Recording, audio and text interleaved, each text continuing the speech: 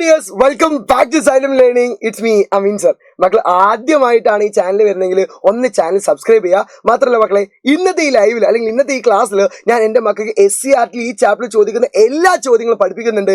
മാത്രമല്ല നിങ്ങൾക്ക് ഈ ചാപ്റ്റർ മൊത്തമായിട്ടൊരു കൺഫ്യൂഷൻ ഉണ്ടല്ലോ, ഏതൊക്കെ പഠിക്കണം, അങ്ങനെ കൺഫ്യൂഷൻ മക്കൾ ഉണ്ടോ? അങ്ങനത്തെ ഉണ്ടെങ്കിൽ ഒന്ന് ഒരു കരയുന്ന ഇമോജി, ഒരു പച്ച ഹാർട്ട് എൻ്റെ മക്കൾ ഇടോ. എൻ്റെ മക്കളോട് കേട്ടോ, സത്യസന്ധമായിട്ടുണ്ട്, എനിക്ക് അതിനനുസരിച്ചാണ് ബാക്കികൾ നോക്കാൻ വേണ്ടിയിട്ട്. അങ്ങനത്തെ മക്കളോട് എനിക്ക് പറയാനുള്ളത്, നിങ്ങൾ പേടിക്കണ്ട. ഈ ചാപ്റ്റർ കംപ്ലീറ്റ്ലി ഒരു ഷോർട്ട് ഒരു 2-3 മിനിറ്റിനുള്ളിൽ ഈ ചാപ്റ്റർ എന്തൊക്കെ പഠിക്കാനുള്ളത് മൊത്തം എൻ്റെ മക്കൾ പറഞ്ഞതാണ്. അതിനുശേഷം ഞാൻ എന്ത് ചെയ്യുന്നു, SCERT എല്ലാ ക്വസ്റ്റ്യൻസും ചർച്ച ചെയ്യുന്നു. എൻ്റെ മക്കൾക്ക് ഒരൊറ്റ ഉറപ്പ് വരുന്നു, ഈ ചാപ്റ്റർ അല്ലെങ്കിൽ ഈ വീഡിയോ കാണുന്ന മക്കൾക്ക് ഈ ചാപ്റ്ററിലെ എല്ലാ ക്വസ്റ്റ്യൻസും ആൻസറും പഠിപ്പിക്കുന്നുണ്ട്. ഈ ക്വസ്റ്റ്യൻസ് ആയിരിക്കും എൻ്റെ മക്കൾക്ക് എക്സാമിന് വരാൻ ചാൻസ് ഉള്ളത്. മക്കൾ നന്നായിട്ട് മനസ്സിലാക്കിയ ചോളി. ടഫാണ്, പക്ഷെ പേടിക്കരുത്. ടഫായ നമ്മൾ ചാപ്റ്റർ മാറ്റി വെക്കല്ലേണ്ടത്, അത് നമുക്ക് സിമ്പിൾ ആക്കാം. സിമ്പിളാക്കി എൻ്റെ മക്കൾ പറഞ്ഞുതരാം, വളരെ സിമ്പിളാക്കി ഞാൻ പറഞ്ഞുതരാം. എൻ്റെ മക്കൾ റെഡി ആണോ? അങ്ങനെ കൃത്യമായി ശ്രദ്ധിച്ചോളി. വെൽത്ത് ആൻഡ് വേൾഡ് എന്ന ചാപ്റ്റർ.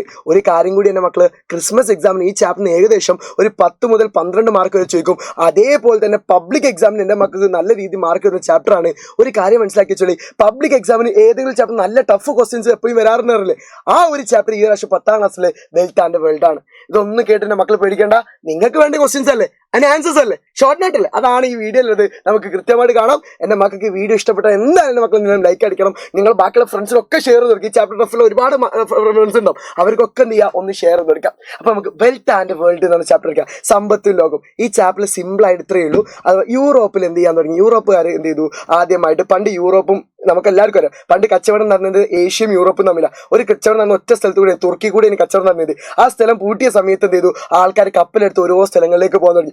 ഓരോ സ്ഥലങ്ങളിൽ സാധനങ്ങൾ വാങ്ങാൻ തുടങ്ങി. യൂറോപ്പിൽ കച്ചവടം ചെയ്ത് ഉഷാറായി. ആ കച്ചവടത്തിൽ മുതലാളിമാർ എന്ത് ചെയ്തു, സാമ്രാജ്യ ശക്തികളായി മാറി. പിന്നെ ഓരോ കോളനികൾ ഉണ്ടാക്കിയിട്ട് ഓരോ സ്ഥലങ്ങൾ പിടിക്കാൻ തുടങ്ങി. പിന്നെ ആ യൂറോപ്യന്മാർ തന്നെ എന്ത് ചെയ്തു, അങ്ങോട്ടും ഇങ്ങോട്ടും യുദ്ധം നടക്കാൻ തുടങ്ങി. അങ്ങനെ 1ാം ലോകം 2ാം ലോക യുദ്ധം, ശീത സമരങ്ങൾ നടക്കുന്നു. ഈ കാര്യങ്ങളെ കുറിച്ചിട്ടാണ് ഈ ചാപ്റ്റർ പറഞ്ഞത്. നല്ല ഇൻട്രസ്റ്റിംഗ് ടോപ്പിക്കാണ്. എൻ്റെ മക്കൾക്ക് ഈ ചാപ്റ്ററിന്റെ കംപ്ലീറ്റ്ലി 1 ഷോർട്ട് റിവിഷൻ ഞാൻ ക്ലാസ് ഇട്ടിട്ടുണ്ട്. എൻ്റെ മക്കൾ അത് കണ്ടുള്ളി ഡീറ്റെയിൽഡ് ആയിട്ട് എടുത്തിട്ടുണ്ടാവുക. അത് നിങ്ങൾ കാണുന്ന സമയത്ത് എന്ത് ചെയ്യുക, നിങ്ങൾ ഒരു ഷോർട്ട് നോട്ട് ഉണ്ടാക്കിയിട്ട് തന്നെ കാണാൻ എൻ്റെ മക്കള്. സോ നമുക്ക് നോക്കാം ഈ ചാപ്റ്റർ എന്തൊക്കെ പഠിക്കണം നോക്കാം. ഈ ചാപ്റ്റർ പഠിക്കേണ്ട മൊത്തം സാധനം ഞാൻ എഴുതിയിട്ടുണ്ട്.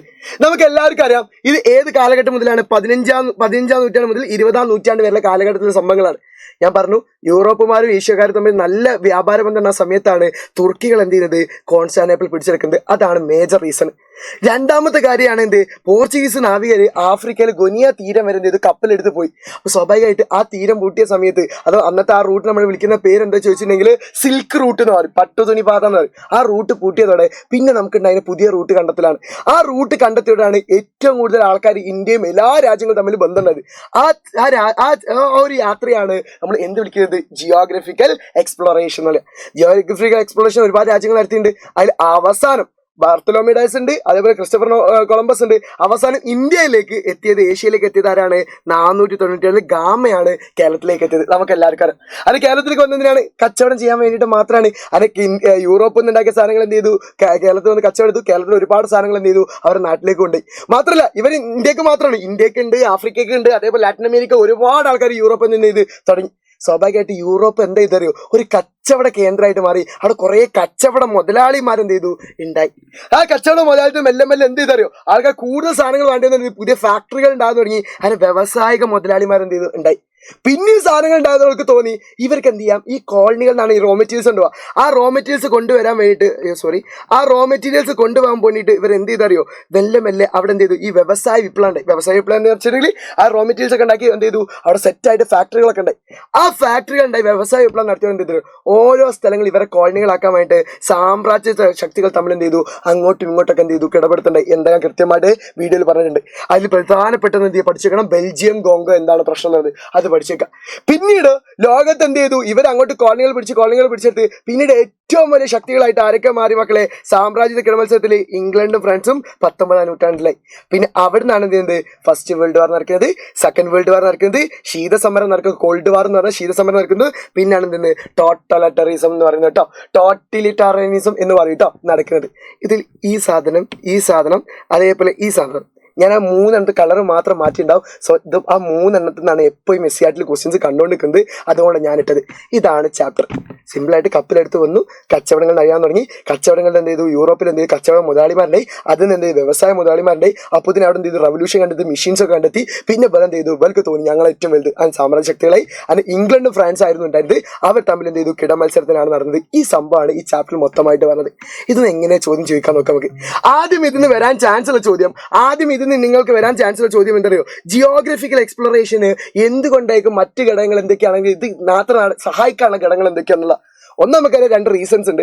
ആ റീസണിന് ശേഷം മാത്രമല്ലല്ലോ ഇവർ കപ്പലെടുത്ത് ഇറങ്ങണ കുറെ കാര്യങ്ങളുണ്ട്. ആ കാര്യങ്ങൾ എൻ്റെ മക്കളൊന്ന് ജസ്റ്റ് അറിഞ്ഞു വെക്കണം. ചിലപ്പോൾ എൻ്റെ മക്കൾ 3 മാർക്കിന് ക്രിസ്മസ് എക്സാം ചോദിക്കാൻ ചാൻസ് ഉള്ള ചോദ്യം ഒന്നും ഞാൻ വായിച്ചു തരാം. എൻ്റെ മക്കൾ ക്ലിയർ ആക്കിയ ചോദ്യം ഒന്നും വായിച്ചു തരാം. നോക്കിക്കോട്ടെ, ചോദ്യം ഇതാണ്: what other factor helped these countries with their sea voyages of explorations എന്നാണ് ചോദിച്ചത്. അപ്പൊ സമുദ്ര പരിവേഷണ യാത്രയ്ക്ക് ഈ രാജ്യങ്ങളെ, സ്പെയിൻ ആവാം, പോർച്ചുഗലൊക്കെ വന്ന് ആ രാജ്യങ്ങളൊക്കെ സഹായിക്കാനുള്ള ഘടകങ്ങൾ എന്തൊക്കെയാണ് ആദ്യം കൊടുത്തത് ചോദിക്കാൻ ചാൻസ് ഉണ്ട്. എന്റെ മനസ്സ് പറയുന്നു ഈ ക്രിസ്മസ് എക്സാം ചോദിക്കുന്നുണ്ട്. അപ്പൊ ഈ പോയിന്റ് എന്റെ മക്കൾ പഠിച്ചു വെക്കണം. പോയിന്റ് പഠിക്കുമ്പോൾ എന്ത് ചെയ്യാറ് മക്കളെ, നിങ്ങൾ കാണാപ്പാടം പഠിക്കരുത്. ഞാൻ എപ്പോഴും പറയും, ഒന്ന് നിങ്ങൾ എഴുതുക, അത് ഷോർട്ട് നോട്ട് ആക്കുക. ഞാൻ കാണിച്ചുതരാം. ആദ്യത്തെ മക്കൾ കാണിച്ചത് ബാക്കി എന്റെ മക്കൾ കഴിയും. നോക്കളി എന്തൊക്കെ സഹായിച്ച ഘടകങ്ങൾ. ആദ്യത്തെ പോയിന്റ് നമുക്കൊന്ന് വായിച്ചു വെക്കാം. ആദ്യത്തെ point, the building advance ship capable to crossing was station. ഇത്രയേ ഉള്ളൂ. ഇവർ എന്ത് കണ്ടെത്തി അറിയോ? ദ യൂറോപ്യൻസ് എന്ത് ചെയ്തു, ബിൽഡിംഗ് അഡ്വാൻസ് ഷിപ്സ്. ഇത് മാത്രം പഠിച്ചേക്കാം, ബാക്കി നിങ്ങൾ കൂട്ടിയാൽ മതി. എന്ത് ചെയ്തു, ദ യൂറോപ്യൻസ് എന്ത് ചെയ്തു, ബിൽഡിംഗ് അഡ്വാൻസ് ഷിപ്പ്. അവർ എന്ത് ചെയ്തു ശേഷിയുള്ള, മുറിച്ച് കടക്കാൻ ശേഷിയുള്ള കപ്പലുകൾ എന്ത് ചെയ്തു, നിർമ്മിച്ചു. മാത്രമല്ല അവർ ഇൻവെൻഷൻ നടത്തി. ഏതിലൊക്കെ? Compass and navigation tools. എന്ത് ചെയ്യുന്നു, invention of compass tools and navigation tools. അപ്പൊ കണ്ടുപിടുത്തം നടത്തി. എന്തൊക്കെ? ദിശ കണ്ടെത്തുന്ന സഹായിക്കുന്ന നാവിക ഉപകരണങ്ങളുടെ എന്ത് ചെയ്തു, കണ്ടെത്തി. ഇനി അടുത്ത നോക്കിയോളി. അടുത്ത പാട്രണേജ്. പാട്രണേജ് എന്ന അധികാരികൾ, അവരൊക്കെ എന്ത് ചെയ്തിരുന്നു, റൂളേഴ്സ് ഒക്കെ എന്ത് ചെയ്തിരുന്നു, നല്ല രീതി റൂളേഴ്സ് ഒക്കെ പാട്രണേജ് ചെയ്തിരുന്നു. അവർ നല്ല രീതിയിൽ എന്ത് ചെയ്തിരുന്നു, നൽകിയ ശക്തമായ പിന്തുണ, ഭരണാധികാരികൾ ശക്തമായ പിന്തുണ നൽകിയിട്ടുണ്ട്. അടുത്തതാണ് സ്ട്രോങ് മിലിറ്ററി പവർ അന്നുണ്ടായി. അപ്പോൾ ഇതിന് സൈനിക ശേഷി ഉണ്ടായിരുന്നു. മാത്രമല്ല കുറെ ആൾക്കാർക്ക് എന്ത് ചെയ്തു, യാത്ര ചെയ്തിട്ടുള്ള എക്സ്പീരിയൻസ് ഓഫ് സീ ഫയറിംഗ് എന്ന് പറഞ്ഞെങ്കിൽ യാത്രാനുഭവങ്ങൾ ഉണ്ടായിട്ടുണ്ട്. മാത്രമല്ല advance of cartography and astronomy, അഥവാ ഭൂപട നിർമ്മാണം, വാന നിരീക്ഷണത്തിനെ കുറിച്ചിട്ട് എന്ത് ചെയ്തു, ആൾക്കാർക്ക് മനസ്സിലായി. അതുകൊണ്ടാണ് എന്ത് ചെയ്ത് യാത്രകൾ ഒരുപാട് നടക്കാൻ തുടങ്ങി. യാത്രകൾ നടക്കാൻ തുടങ്ങിയതോടെ ഉള്ള ഏറ്റവും വലിയ ബെനിഫിറ്റ് എന്താ അറിയോ? അതാണ് രണ്ടാമത് നിങ്ങൾക്ക് ചോദ്യം വരാനുള്ളത്. ഒന്നെങ്കിൽ ഈ ചോദ്യം, അല്ലെങ്കിൽ മക്കൾ ഉറപ്പിച്ചോ അടുത്ത ചോദിക്കാൻ പോകുന്നത് ചോദ്യം. ഇതൊക്കെയാണ് എന്ത് യാത്രകൾ തുടങ്ങാനുള്ള കാരണം. അടുത്തതാണ് ഈ ചോദ്യം കേട്ടോ, ഒന്ന് വായിച്ചു നോക്കിട്ടോ. Geographical exploration. അയ്യോ പോയോ, നോക്കോ കേട്ടോ, ഞാൻ പറയാൻ വേണ്ടി പോവാണേ. സൗണ്ട് ഒന്ന് ജസ്റ്റ് വെള്ളം വേണ്ട, ഒറ്റ മിനിറ്റേ. ആ ചോദ്യം ഒന്ന് വായിക്കേണ്ട മക്കൾ, ഒന്ന് വായിച്ചു നോക്കി.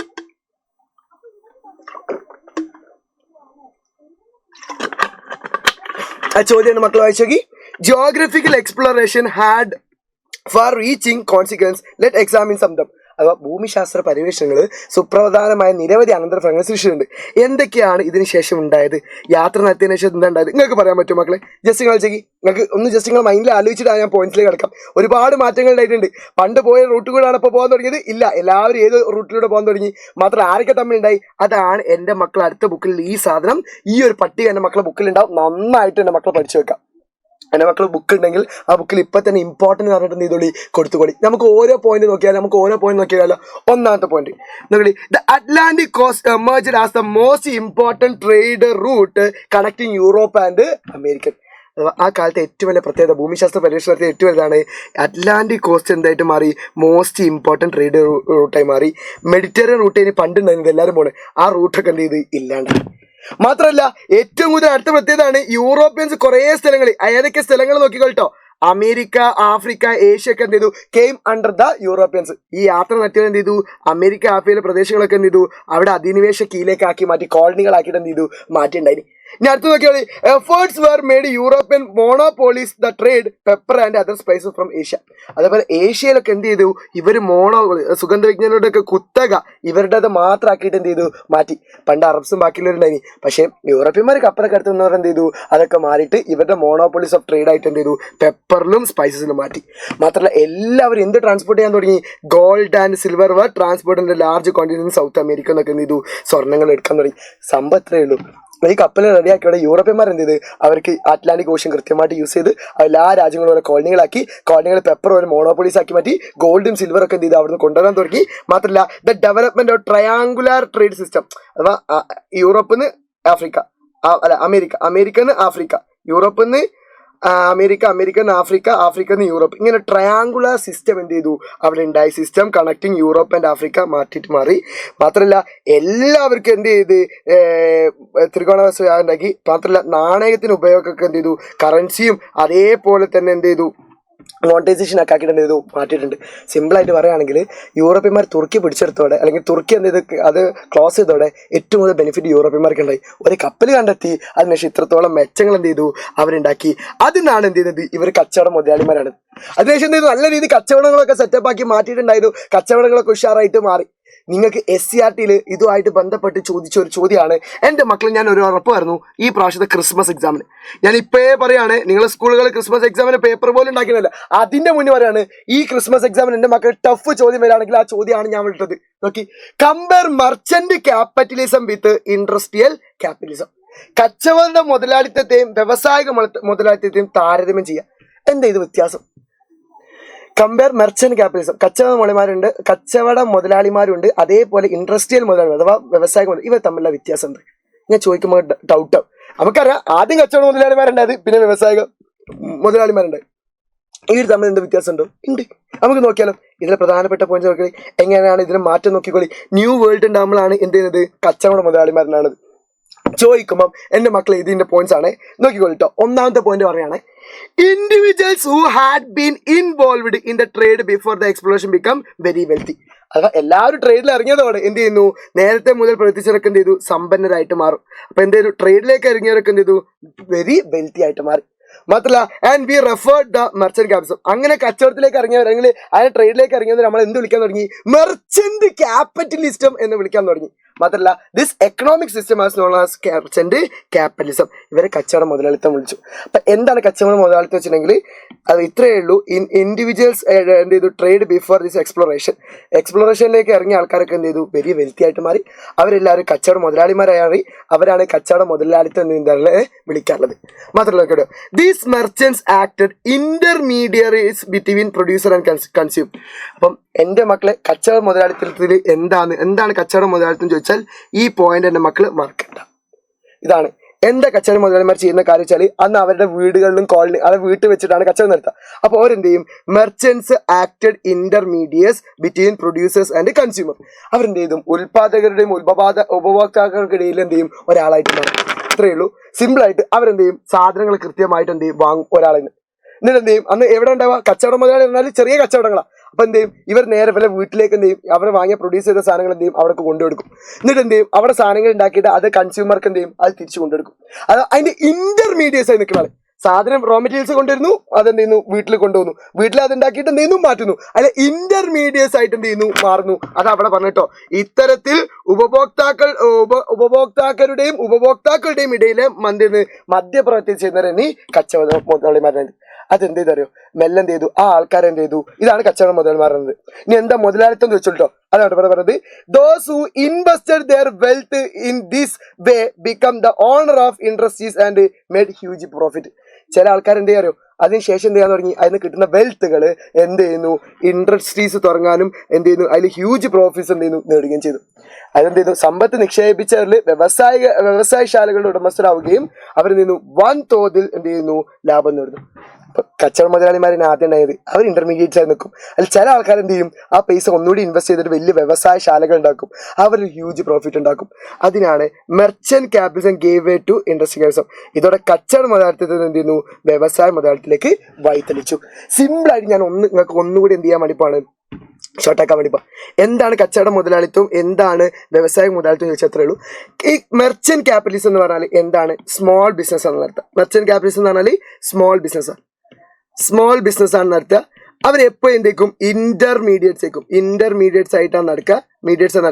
ഇത് എവിടെ നടക്കുക വെച്ചിട്ടുണ്ടെങ്കിൽ ഇവരുടെ വില്ലേജുകളിലോ അല്ലെങ്കിൽ വീട്ടിലൊക്കെ വെച്ചിട്ടാണ് നടക്കുക. ഹോമിലൊക്കെ വെച്ചിട്ടാണ് എന്തെങ്കിലും ഇവരുടെ ഇത് നടക്കുക. അതിന് ചെറിയ ആൾക്കാരാണ് എന്ത് വിളിക്കുക നമ്മൾ എന്താ പറയുക മെർച്ചന്റ് ക്യാപിറ്റലിസ്റ്റ് അറിയാം. അത് ഇനി ആദ്യം ഉണ്ടായിരുന്നത്. പിന്നെ എക്സസീവായിട്ട് സാധനം വേണ്ടി വന്നപ്പോൾ എന്ത് ചെയ്തു കുറച്ച് ആൾക്കാർ എന്ത് ചെയ്തു പൈസ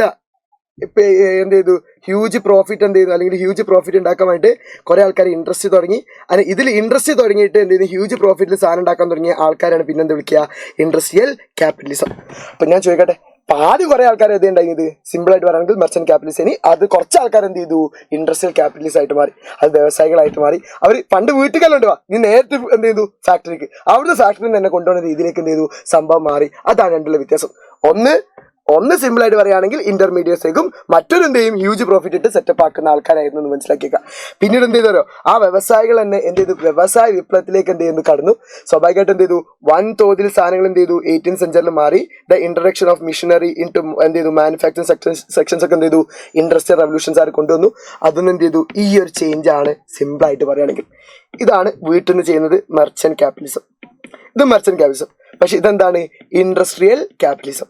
അപ്പൊ നിങ്ങൾക്ക് സിമ്പിൾ ആയിട്ട് താരതമ്യം ചെയ്യാം. ഇറ്റ്സ് എ സ്മോൾ ബിസിനസ്, ഇത് ഹ്യൂജ് പ്രോഫിറ്റ് ബിസിനസ്. ഇത് എവിടെ ചെയ്യൽ അറ്റ് ഹോം, ബട്ട് ഇത് എവിടുന്നാണ് അറ്റ് ഫാക്ടറി ആണെന്ന് മനസ്സിലാക്കിയേക്കുക. ഇവർ ഇന്റർമീഡിയറ്റ്സ് ആയിക്കൊണ്ടാവുക. ഇവർ അങ്ങനെയല്ല on production, on produce and on consumer എന്ത് ചെയ്യുക കൃത്യമായിട്ട് ഉണ്ടാക്കുക. ഇതാണ് രണ്ടുള്ള വ്യത്യാസം. ഇതിന്റെ ഫലങ്ങൾ നോക്കിക്കോട്ടോ. ഇതിന്റെ ഫലങ്ങൾ വെച്ചിട്ടുണ്ടെങ്കിൽ എന്ത് ചെയ്യും യന്ത്രാധിഷ്ഠിതമായിട്ട് എന്ത് ചെയ്യും ഇൻഡസ്ട്രിയൽ റവല്യൂഷനിൽ മാറും. പ്രൊഡക്ഷൻ വാസ് മിഷനറൈസ്ഡ് ആയിട്ട് മാറും. മാത്രമല്ല advance in metallurgy lead in the production of better tools.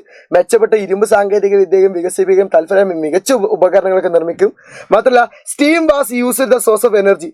ഊർജ്ജ സ്രോതസ്സിനായിട്ട് എന്ത് ചെയ്തു ആവി എന്ത് ചെയ്തു ഉപയോഗിച്ചു. നിങ്ങളാഴ്ചക്ക് ഇവർക്ക് അങ്ങനെ ഉണ്ടോ? ഇവരെന്താണ് ലോക്കൽ തനതായിട്ടുള്ള സാധനങ്ങൾ യൂസ് ചെയ്യുക, ലോക്കൽ പ്രൊഡക്ഷൻ അല്ലെങ്കിൽ ലോക്കൽ ആയിട്ടുള്ള കൈ ഹോം മെയ്ഡ് ഒക്കെ ഉണ്ടാവുക. ബട്ട് ഇവിടെ എന്ത് ചെയ്തു ഇൻഡസ്ട്രിയൽ റവല്യൂഷൻ അല്ലെങ്കിൽ ഇൻഡസ്ട്രിയൽ ക്യാപിറ്റലിസ്റ്റുകളൊക്കെ എന്ത് ചെയ്തു അവിടെ സാധനങ്ങൾ മാറ്റിയിട്ട് സ്റ്റീം വാസ് യൂസ് ചെയ്തിട്ടുള്ള എനർജികളൊക്കെ ഉണ്ടാക്കാൻ തുടങ്ങി. മാത്രമല്ല ട്രാൻസ്പോർട്ട്സ് ഫെസിലിറ്റീസ് ഒക്കെ എന്ത് ചെയ്തു അവർ സെറ്റപ്പ് ആക്കി, ഗതാഗത സൗകര്യമൊക്കെ വികസിപ്പിച്ചു. മറ്റേത് എന്ത് ചെയ്യും ഇന്റർമീഡിയറ്റ്സ് കൊണ്ടുപോയിട്ട് വിൽക്കലുണ്ടായിരുന്നു മനസ്സിലാക്കിയേക്കാം. മാത്രമല്ല production shifted from cottage to factory. ഉൽപാദനം എന്ത് ചെയ്തു എവിടുന്ന് കോട്ടേജിൽ നിന്ന് ഫാക്ടറിയിലേക്ക് എന്ത് ചെയ്തു ഇൻഡസ്ട്രിയൽ ക്യാപിറ്റലിസം മാറി. അപ്പൊ സിമ്പിൾ ആയിട്ട് എന്റെ മക്കൾ ഈ ചിത്രം ആലോചിച്ചിട്ട് എന്ത് ചെയ്യുക എന്റെ മക്കൾ ഒന്ന് പഠിച്ചു വെക്കാം. ഇത് എന്റെ മക്കൾ ചോദിക്കാൻ ചാൻസ് ഉള്ളതാണ്. ഇൻഡസ്ട്രിയൽ ക്യാപിറ്റലിസത്തിന്റെ പോയിന്റ്സ് എന്ത് ചെയ്യുക ഇത് ആലോചിക്കുക. മറ്റേ പോയിന്റ്സ് ഞാൻ പറഞ്ഞല്ലോ ക്ലിയർ ആണല്ലോ, സെറ്റ് ആണല്ലോ, എന്റെ മക്കൾ നന്നായിട്ട് പഠിച്ചു വെക്കാം. അതേപോലെ എന്റെ മക്കൾ ചോദിക്കാൻ പോകുന്ന അടുത്തൊരു ചോദ്യം, ഈ ചോദ്യം നോക്കാം. ഇതും SCERT ബേസ് ചെയ്ത ചോദ്യങ്ങളാണ്. ഇതും SCERT എന്ന് വന്ന ചോദ്യമാണ്. മക്കളെ പഠിച്ചു വെക്കണം. It was a proper utilization of wealth that made industrial revolution possible in England. Sustain the statement. ചോദ്യം ഇതാണ്, സമ്പത്തിന്റെ ശരിയായ വിനിയോഗമാണ് ഇംഗ്ലണ്ടിന്റെ വ്യവസായ വിപ്ലവം സാധ്യമാക്കിയത്. ഇംഗ്ലണ്ട് വ്യവസായ വിപ്ലവം സാധ്യമാക്കിയതിന് ഏറ്റവും ഇതാണ് ചോദ്യം കേട്ടോ. ഇംഗ്ലണ്ട് എന്ത് ചെയ്തു വ്യവസായ വിപ്ലവം തുടങ്ങാൻ കാരണം കൃത്യമായിട്ട് സമ്പത്ത് യൂസ് ചെയ്താണ്. കാരണം എന്താണ്? ഇത്രയുള്ളേ. സ്പെയിന്, പോർച്ചുഗീസ്, നെതർലാൻഡ്, അതേപോലെ ഇംഗ്ലണ്ട്, ഇത്രയും രാജ്യങ്ങളാണ് ആദ്യകാലത്ത് ഏറ്റവും വലിയ ആൾക്കാർ. പക്ഷേ സ്പെയിനിനോ പോർച്ചുഗീസിനോ നെതർലാൻഡിനോ ഒന്നും ബാധിച്ചില്ല. കൃത്യമായിട്ട് വ്യവസായ വ്യവസായങ്ങൾ കൊണ്ടുവന്നിട്ട് വലിയ ആധിപത്യം പറ്റിയില്ല. ഇന്ത്യയിൽ എല്ലാ രാജ്യക്കാരും വന്നത്. പക്ഷേ ഏത് രാജ്യക്കാർ ഇന്ത്യയിൽ ഏറ്റവും ടോപ്പ് ആയത്? ബ്രിട്ടീഷുകാർ. എല്ലായിടത്തും ആ കാലത്ത് ബ്രിട്ടീഷുകാരാണ്. സൂര്യൻ ഉദിക്കുന്നത് മുതൽ സൂര്യൻ അസ്തമിക്കുന്നത് വരെയുള്ള സ്ഥലങ്ങൾ എന്ത് ചെയ്യുന്നുണ്ടായിനി അവിടെ കോളനികൾ ഉണ്ടായിനി. അത് കൃത്യമായിട്ട് സമ്പത്ത് ഉപയോഗിച്ചാണ്. അതുകൊണ്ട് ഇവരെങ്ങനെയാണ് ശരിയായ സമ്പത്ത് വ്യവസ്ഥ സാധ്യമായത് അത് പ്രസ്താവന സാധീകരിക്കുക. എന്തുകൊണ്ടാന്നുള്ള ചോദ്യം. അപ്പൊ ചോദ്യം എന്റെ മക്കൾ ഇത്രത്തോളം നിങ്ങൾ ചിന്തിക്കണം. നിങ്ങൾ ഈ ചോദ്യം കാണാൻ ഇത് സീരിയസ്ലി നിങ്ങൾ സത്യം പറയടാ. ഫസ്റ്റ് ചോദ്യം കണ്ടപ്പോൾ നിങ്ങൾക്ക് എന്താ തോന്നി? എന്തപ്പോ ഇത് പറയണേ? അപ്പൊ ഇത്രയുള്ളൂ. ഇംഗ്ലണ്ട് വ്യവസായ വിപ്ലവം സാധ്യമാക്കിയത് എന്തുകൊണ്ടാണ് അവർ പ്രസ്താവന സാധീകരിക്കുക. നമ്മൾ പറഞ്ഞിട്ടുണ്ട് ഇവരിൽ കുറച്ച് ആൾക്കാർ എന്റെ മക്കൾ പറഞ്ഞി ജോയിന്റ് സ്റ്റോക്ക് ആയിട്ടുണ്ടായിനി, ഡയറക്ട്ലി ഭരിക്കലുണ്ടായിനി. ഡയറക്ട്ലി ആയിട്ട് ഉണ്ടായിരുന്ന ആൾക്കാരെ ആരൊക്കെ ചോദിച്ചാല് പണ്ടത്തെ സ്പെയിനും പോർച്ചുഗീസുകാരും. അവര് യൂസ് ചെയ്തത് ലാഭം കിട്ടിയ പൈസ ഒക്കെ എന്തിനാ ഉണ്ടാക്കിന് പാലസും ബാക്കിയുള്ള. പക്ഷേ ഈ ഇവിടെ നെതർലാൻഡും ഇംഗ്ലണ്ട് എങ്ങനെയാണ്? Netherland England also joint stock കമ്പനിയെ കൊടുത്ത് അതിന് ലാഭം വാങ്ങി ആ ലാഭം വീണ്ടും റീഇൻവെസ്റ്റ് ചെയ്തിട്ടാണ് ഉണ്ടാക്കിയത്. അങ്ങനെ കൃത്യമായിട്ട് റീഇൻവെസ്റ്റ് ചെയ്തിട്ടാണ് എന്ത് ചെയ്തത് ലാഭം ഉണ്ടാക്കിയെന്നുള്ളത് മനസ്സിലാക്കി വെക്കാം. പോയിന്റ് ആയിട്ട് ചോദിക്കുന്ന സമയത്ത് ആ പോയിന്റ് നിങ്ങൾ പഠിച്ചു വെക്കണം. നോക്കി കേട്ടോ. The British government trade in colonies through joint stock companies. അപ്പം ബ്രിട്ടീഷുകാരൊക്കെ എന്ത് ചെയ്തത് ജോയിന്റ് സ്റ്റോക്ക് കമ്പനി വഴിയാണ് എന്ത് ചെയ്തത് കോളനി വ്യാപാരം നടത്തിയത്. മാത്രമല്ല the joint stock companies were formed with the emphasis of consolidation of capital. അഥവാ മൂലധനത്തിന് ഏകീകരണ പ്രാധാന്യം നൽകി രൂപീകരിച്ചതാണെന്ത് ജോയിന്റ് സ്റ്റോക്ക് കമ്പനി. എന്താണോ നമ്മൾ ഇറക്കിയത് അതിന് കൃത്യമായിട്ട് പൈസ ക്യാപിറ്റൽ ഇൻകം ഉണ്ടാക്കുന്ന രീതിയിലാണ് എന്ത് ചെയ്ത് ജോയിന്റ് സ്റ്റോക്ക് കമ്പനി എന്ത് ചെയ്ത് പ്രവർത്തിച്ചത്. മാത്രമല്ല സച്ച് കമ്പനീസ് എന്ത് ചെയ്തു റീഇൻവെസ്റ്റഡ്. അവിടെ എന്ത് ചെയ്തിട്ടുണ്ടായിരുന്നു? റീഇൻവെസ്റ്റഡ് നടത്തിയിട്ടുണ്ടായിരുന്നു. അഥവാ എന്ത് ചെയ്തു വെച്ചാൽ ആ കമ്പനി എന്ത് ചെയ്തു കിട്ടിയ ലാഭം കൊണ്ട് മറ്റേ നമ്മളെ സ്പെയിനും പോർച്ചുഗീസിന്റെ മാതിരിയാണോ? അല്ല, സ്പെയിനും പോർച്ചുഗീസിനും അതിലല്ല. അവർ പാലസ് നിർമ്മിച്ച് പാലസ് എന്ത് ചെയ്തു, നന്നാക്കി കൊട്ടാരങ്ങളൊക്കെ ഉണ്ടാക്കിയ. പക്ഷെ ബ്രിട്ടീഷുകാർ എന്ത് ചെയ്തു, ഇത്തരം കമ്പനികൾ അവർ സ്വന്തമാക്കിയ ലാഭം വീണ്ടും വീണ്ടും വ്യാപാരത്തിന് വെച്ച് കൂടുതൽ വരുമാനം നേടാൻ തുടങ്ങി. കമ്പനി എപ്പോൾ നിങ്ങൾ ഇത്ര ആലോചിച്ചത്, ഇപ്പൊ നിങ്ങളൊരു കമ്പനി തുടങ്ങിയിട്ടുണ്ടെങ്കിൽ ആ കിട്ടുന്ന ലാഭമൊക്കെ നിങ്ങൾ ഇങ്ങനെ എന്ത് ചെയ്തു വേറെ കാര്യത്തിൽ യൂട്ടിലൈസ് ചെയ്ത കമ്പനി വലുതാവോ? കമ്പനി ഇങ്ങനെ എക്സ്പാൻഡ് ആണ്. അത് ആദ്യം ചെയ്തത് ആരാണ്? ഇംഗ്ലണ്ടുകാരാണ്. അതുകൊണ്ടാണ് അതിന് ഇത് സെറ്റപ്പ് ആയിട്ട് മാറിയത്. അപ്പം 2 പോയിന്റ് എന്തായാലും എഴുതണം. ജോയിൻസ് കമ്പനി കൊടുത്തു, ജോയിന്റ് കമ്പനി എന്ത് കൃത്യമായിട്ട് കാര്യങ്ങൾ കൊണ്ടുപോയി അത് ലാഭം വീണ്ടും വീണ്ടും ഉണ്ടാക്കി. അതിന് കാരണം എന്താണ്? റീഇൻവെസ്റ്റ് ചെയ്താണ് മനസ്സിലാക്കി വെക്കുക. അപ്പൊ this played the major role the starting the industry in England. ഇതെന്ത് ചെയ്തു, ഇംഗ്ലണ്ടിലെ വ്യവസായങ്ങൾ ആരംഭിക്കുന്നതിൽ പ്രധാന പങ്ക് വഹിച്ചിട്ടുണ്ട്. എന്ത് ചെയ്യുക, എൻ്റെ മക്കള് മനസ്സിലാക്കി വെക്കാം. അപ്പൊ ഞാൻ അതെന്ത് ചെയ്താണ്, ഇവിടെ ആ പോയിന്റുകൾ കൊടുത്താണ് കണ്ടല്ലോ. വെള്ളിയും സ്പെയിനിലേക്ക് അവരെത്തിച്ചു. അവരെന്ത് ചെയ്തിരുന്നു, നമ്മളാണ് എന്ത് ചെയ്ത് ജോയിന്റ് കമ്പനിയൊക്കെ എന്ത് ചെയ്ത് സെറ്റപ്പ് ആക്കി മാറ്റിയതെന്ന് ജസ്റ്റ് പോയിന്റ് കൊടുത്തട്ടോ. അതുകൊണ്ടാണ് നമ്മൾ എന്ത് ചെയ്ത് വരുമാനം നേടിയതും നമ്മൾ എന്ത് ചെയ്ത് സെറ്റപ്പായിട്ട് മാറിയതും. ഇനി നിങ്ങൾക്ക് അടുത്തൊരു ചോദ്യം പറഞ്ഞത് എൻ്റെ മക്കൾ ചോദിക്കാൻ ചാൻസ് ഉള്ളത് ഏതാ, ഒരു 5 മാർക്കിന് ചോദ്യമാണ്. 5 മാർക്കിന് ചോദ്യമാണ്. അതിന് മക്കൾ 5 മാർക്ക് എൻ്റെ മക്കൾ ചോദിക്കാൻ പോകുന്ന ചോദ്യങ്ങൾ പറഞ്ഞിട്ട് ഒരു ചോദ്യം ഇതാണ്, SCRT ചോദിച്ചാണ്. ഇതല്ലെങ്കിൽ നിങ്ങൾ ചോദിക്കാൻ ചാൻസ് ഉള്ളതാണ്, 1-ാം ലോകയുദ്ധത്തിന്, ഫസ്റ്റ് വേൾഡ് വാർ അല്ലേ, 1-ാം ലോകയുദ്ധത്തിന്റെ കാരണങ്ങൾ ചോദിക്കും. 1-ാം ലോകയുദ്ധത്തിന്റെ കാരണം എൻ്റെ മക്കൾ ചോദിക്കും. അല്ലെങ്കിൽ 2-ാം ലോകയുദ്ധത്തിന്റെ ഫലം. മക്കൾ ഈ ചോദ്യം കൂടി നിങ്ങൾ പഠിച്ചു. The result of second world war, യുദ്ധത്തിന്റെ ഫലം. ഇതാണ് എൻ്റെ മക്കൾക്ക് വരാൻ പോകുന്ന ചോദ്യങ്ങൾ. ഞാൻ ജസ്റ്റ് എഴുതി വെച്ചതാണ്. ഇതിൽ ഈ ചോദ്യം നമുക്ക് നോക്കാം. 20-ാം നൂറ്റാണ്ട് രൂപം കൊണ്ട സമഗ്ര ആധിപത്യം മാനവ മൂല്യങ്ങൾക്ക് വെല്ലുവിളിയായിരുന്നു എന്ന പ്രസ്താവന എന്ത് ചെയ്യുക, സെറ്റാക്കാം. പക്ഷെ ഈ ചോദ്യം 5 മാർക്കിനല്ല, ഇതൊരു 3 മാർക്ക് ചോദ്യം. സോറി കേട്ടോ, ഇത് 3 മാർക്ക് ചോദ്യം. ഇതൊരു 3 മാർക്ക് ചോദ്യമാണ്. സമഗ്ര ആധിപത്യം ഇതാണ് കേട്ടോ, മാനവ മൂല്യങ്ങൾക്ക് വെല്ലുവിളിയായിരുന്നു. മാനവം എന്ന് പറഞ്ഞാൽ നിങ്ങൾക്ക് ഈ ചോദ്യത്തിന് ഏറ്റവും വലിയ പ്രശ്നമാണ്, ഈ മലയാളക്കാരാണ് ഏറ്റവും കൂടുതൽ കൊടുക്കുക. മാനവ മൂല്യം എന്ന് പറയുമ്പോൾ എന്ത് മൂല്യം എന്ന് എൻ്റെ മക്കൾ കിട്ടില്ല. മാനവ മൂല്യം എന്ന് പറഞ്ഞാൽ മനുഷ്യന്മാർക്ക് എന്തൊക്കെയാണ് വെല്ലുവിളിയായത്. 20-ാം നൂറ്റാണ്ടിൽ സമഗ്ര ആധിപത്യം എന്ന ആശയം കൊണ്ടുവന്നത്. സമഗ്ര ആധിപത്യം കൊണ്ടുവന്ന ആരാണ്? സമഗ്രമായിട്ട് ഒരാൾക്ക് ആധിപത്യം. ഹിറ്റ്ലർ മുസോളിനിയൊക്കെ കൊണ്ടുവന്ന ആധിപത്യം ഉണ്ടല്ലോ, അത് മനുഷ്യന്മാർക്ക് എന്തൊക്കെ പ്രശ്നങ്ങൾ ഉണ്ടാക്കി, അതാണ് ചോദ്യം വന്നത്. ആദ്യം എന്താണ് ടോട്ടലറിസം എന്ന് എൻ്റെ മക്കൾ പറയാൻ നോക്കുക. ടോട്ടാലിറ്ററിനിസം എന്ന് പറയട്ടോ സമഗ്രാധിപത്യം. എന്താ ടോട്ടാലിറ്ററിനിസം എന്ന് പറഞ്ഞാൽ നോക്കിയോ കേട്ടോ. ടോട്ടാലിറ്ററിനിസം refers to a system where the state exerts complete control over aspects of life, disagreeing individual privacy and civil right. ഇത്ര മാത്രം. All aspects of life എന്ത് ചെയ്യുന്നു, disregarding individual privacy and civil right. ആ പോയിന്റ് വെക്കാം. പൗരരുടെ സ്വകാര്യതയും മാനിക്കാതെ ഭരണകൂടത്തിന്റെ അധികാരം ജീവിതത്തിന് എല്ലാ മേഖലയിലും നിയന്ത്രണം സ്ഥാപിക്കുന്നതിനെയാണ് എന്ത് വിളിക്കാനുള്ളത്, സമഗ്രാധിപത്യം. സിമ്പിൾ ആയിട്ട് പറയുകയാണെങ്കിൽ പൗരന്മാരൊന്നുണ്ടാവില്ല, ആര് പറയും, അടുത്ത നേതാവ് പറയും, ആ നേതാവ് പറഞ്ഞതിനനുസരിച്ച് അടുത്ത സംഭവം നടക്കുള്ളൂ. അതാണ് സമഗ്രാധിപത്യം. നിങ്ങൾ ആലോചിക്ക്, ഇന്ത്യയിൽ സമഗ്രാധിപത്യം കൊണ്ടുവരിക. അതുപോലെ അവിടെ വരിക്കുന്ന ആരാണ്, ബഹുമാനപ്പെട്ട നരേന്ദ്രമോദി സാർ ഇവിടെ എന്താണ് നമ്മളിവിടെ ടോട്ടാലിറ്ററിസം കൊണ്ടുവരിക. കാരണം മോദി സാർ എന്ത് പറഞ്ഞോ, നരേന്ദ്രമോദി സാർ എന്ത് പറഞ്ഞോ, അല്ലെങ്കിൽ പ്രധാനമന്ത്രി എന്ന് പറഞ്ഞോ, അതേ നടപ്പാക്കുള്ളൂ. പക്ഷെ അത് നല്ലതാണ്. സമഗ്രാധിപത്യം മനുഷ്യന്മാർക്ക് നല്ല രീതിയിൽ കൊള്ളു. ചിലപ്പോൾ നല്ല രീതിയിലാവാൻ പറ്റുമെന്ന് പറയാൻ പറ്റൂല, കാരണം അത് കൊണ്ടുവന്നവർക്കൊക്കെ പ്രശ്നം ഉണ്ടായിട്ടുള്ളൂ. അത് എങ്ങനെയാണ് മനുഷ്യന്മാർക്ക് പ്രശ്നം ഉണ്ടാക്കുക? ആ പ്രശ്നങ്ങൾ അത് ഉണ്ടാവുക. ഒന്നെന്ത് ചെയ്യും, ജനാധിപത്യ നിരാശ ഉണ്ടാവും, റിജക്ഷൻ ഓഫ് ഡെമോക്രസി ആയിരിക്കും, ഒപ്പോസിഷൻ ഓഫ് സോഷ്യലിസം ആയിരിക്കും. സോഷ്യലിസം കാരണം ഉണ്ടാവില്ല, അതിന് വിയോജിപ്പുണ്ടാവുക. സപ്പോർട്ടിങ് എന്തിനേക്കും ഡിക്റ്റേറ്റർഷിപ്സ് പറയും, അതായത് സ്വേച്ഛാധിപത്യത്തിനേക്കും അവിടെ ഇതുണ്ടാവുക. ആരാണ് ഭരിക്കുന്നത് അയാൾക്ക് സെറ്റപ്പായിട്ട് മാറുക. എക്സ്ട്രീം നാഷണലിസം ഉണ്ടാവും, തീവ്ര ദേശീയതയ്ക്കും. നമ്മുടെ രാജ്യത്തിന് ആരെങ്കിലും ചെയ്തിട്ടുണ്ടെങ്കിൽ നമ്മൾ അതിനനുസരിച്ച് ഈ പ്രശ്നങ്ങൾ ഉണ്ടാവും. അതാണ് എക്സ്ട്രീം നാഷണലിസം ഉണ്ടാവും.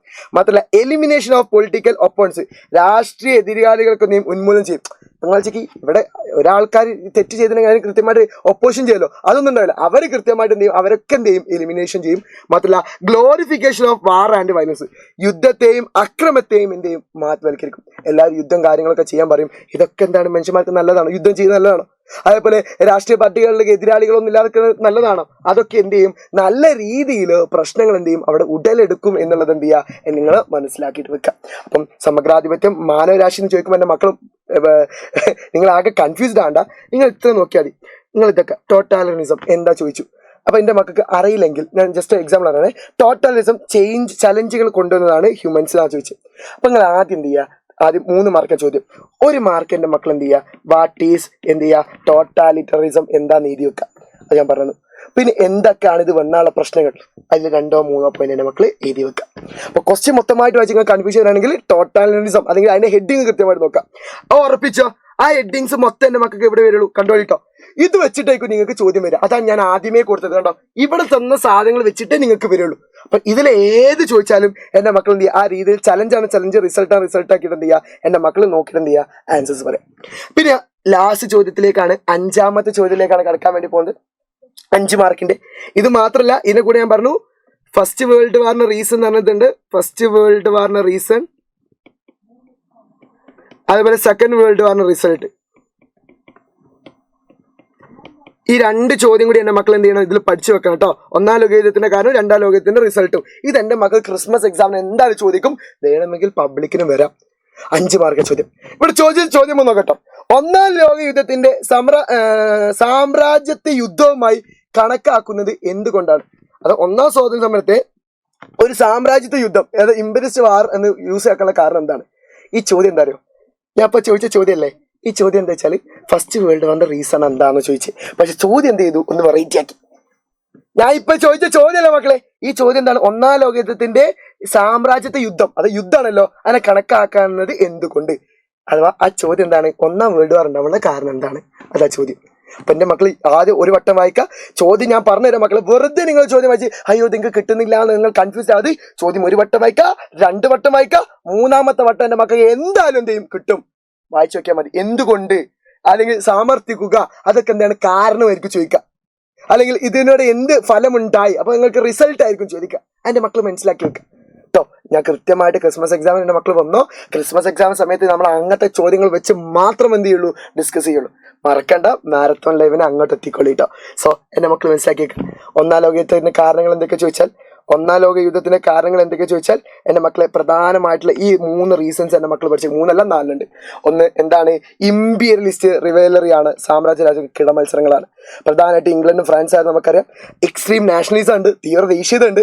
മാത്രമല്ല ഫോർമേഷൻ ഓഫ് മിലിറ്ററി അലയൻസ്, സൈനിക സഖ്യങ്ങളുടെ രൂപീകരണം ഉണ്ട്. പിന്നെ പെട്ടെന്നുണ്ടായ കാരണമുണ്ട്. ഈ 3-4 കാരണങ്ങളാണ് ഫസ്റ്റ് വേൾഡ് വാറിനാലെ പ്രധാനപ്പെട്ട റീസൺസ്. ഞാൻ അതിൽ പ്രധാനപ്പെട്ട പോയിന്റ്സ് ഒന്ന് ചുരുക്കിയതാണ് കേട്ടോ. Colonies become the source of raw materials and market of European manufacture the goods. European countries establish political control over their colonies. അപ്പൊ ആദ്യം ഈ ഉണ്ടാവാനുള്ള കാരണം എന്താണ്? യൂറോപ്യൻ കൺട്രീസ് എന്ത് ചെയ്തു, പൊളിറ്റിക്കൽ കൺട്രോൾ ആയിട്ട് എന്ത് ചെയ്തു, ഈ കോളനീസ് റോ മെറ്റീരിയൽസ് കളക്ട് ചെയ്യുന്ന കോളനീസ് ഒക്കെ എന്ത് ചെയ്തു, മാറ്റി. അതാണ് എന്ത് ചെയ്ത് ആദ്യത്തെ സാമ്രാജ്യത്വ ശക്തിയായിട്ട് അവർ മാറിയത്. അപ്പൊ കോളനികൾ അസംസ്കൃത വസ്തുക്കൾ ശേഖരിക്കാനുള്ള ഇടവും ഉൽപ്പന്നങ്ങൾ വിറ്റഴിക്കാനുള്ള വിപണിയുമായിട്ട് എന്ത് ചെയ്തു, അവരിത് മാറ്റി. അതിന് രാഷ്ട്രീയാധിപത്യം സ്ഥാപിക്കുകയും അവരെന്ത് സാമ്രാജ്യത്തിലേക്ക് മാറ്റി. ആ സാമ്രാജ്യത്തിലേക്ക് മാറ്റിയത് എന്ത് ചെയ്തു, എല്ലാ രാജ്യങ്ങളും ഇതേപോലെ കോളനികളാക്കാൻ കിടമത്സരം നടത്തി. അതിൽ ഏറ്റവും എന്താണ് Germany economy progress alarm the England. അതായത് സാമ്രാജ്യ കിടമത്സരത്തിൽ ജർമ്മനി സാമ്പത്തിക പുരോഗതി എന്ത് ചെയ്തു, ഫ്രാൻസിനെയും ഇംഗ്ലണ്ടിനെയും എന്ത് ചെയ്തു, ആശയപ്പെടുത്തി.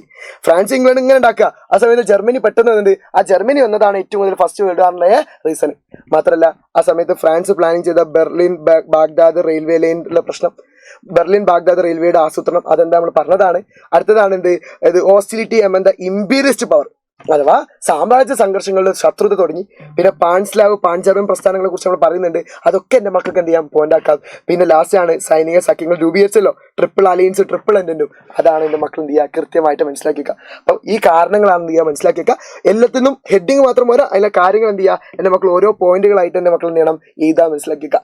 ഇതിന് ചാപ്റ്ററിന്റെ ഫുൾ റിവിഷന് എനിക്ക് തോന്നുന്നു ഒരു 1.5 മണിക്കൂറുള്ളിൽ മൊത്തം ഞാൻ തീർത്തിട്ടുണ്ട്. അത് നമുക്ക് കഥ പോലെ എന്റെ മക്കൾ പറഞ്ഞു തരാൻ പറ്റും. ഇവിടെ നമുക്ക് സമയം കുറവായതുകൊണ്ടാണ് ഞാനൊന്ന് ചുരുക്കി പറഞ്ഞത്.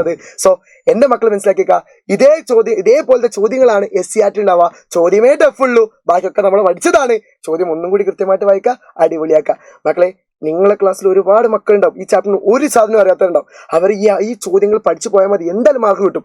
അതുകൊണ്ട് പറഞ്ഞത് നിങ്ങളെ ഫ്രണ്ട്സിനൊക്കെ വേഗം ഒന്ന് എന്ത് ചെയ്യുക, ഈ വീഡിയോ ഇപ്പൊ തന്നെ നിങ്ങളൊന്ന് ഷെയർ ചെയ്യുക. ഈ ചോദ്യങ്ങളൊന്ന് പഠിച്ചു വെക്കോ, ഇല്ല ചോദ്യങ്ങൾ കൃത്യമായിട്ട് മനസ്സിലാക്കി വെച്ചോ. എന്നാൽ നിങ്ങൾക്ക് ഉറപ്പിച്ചോ ഈ ചോദ്യങ്ങൾ നിങ്ങൾക്ക് ക്രിസ്മസ് എക്സാമിനുണ്ടാവും, അതേപോലെ പബ്ലിക് എക്സാം ഉണ്ടാവും.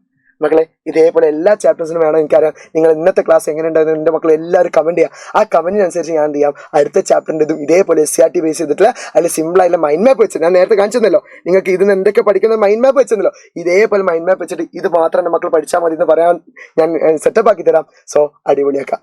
വീണ്ടും ഞാൻ ഒരു കാര്യം പറയാണ്, ഇതാണ് ഈ ചാപ്റ്ററിന് ചോദിക്കാൻ പോകുന്ന ചോദ്യങ്ങൾ. ഇതിന്നേ എൻ്റെ മക്കൾക്ക് വരുള്ളൂ എന്നുള്ളത് ഉറപ്പാണ് കേട്ടോ. അതാണ് ആക്കിയത്. ഈ ഹെഡിങ്ങിന്റെ കാര്യങ്ങൾ എന്ത് ചെയ്യുക, എൻ്റെ മക്കൾ പഠിച്ചിട്ട് പോകാം. ഇതിന് അപ്പുറത്തേക്ക് ചോദ്യം വരാൻ ചാൻസ് കുറവാണ്. സെറ്റാണല്ലോ. ഇഷ്ടമായ ലൈക്ക് അടിക്കുക, ഫ്രണ്ട്സിനെ അയക്കാൻ പറഞ്ഞ് അവർക്കൊക്കെ അയച്ചെടുക്കുക. മക്കൾ എല്ലാവരും കമന്റ് ചെയ്യുക. നമുക്ക് ഇതേപോലെ SCERT ബേസിൽ അടുത്ത ചോദ്യമായിട്ട് വരാം. So tata bye bye, see you, it's me Ameen sir, bye by.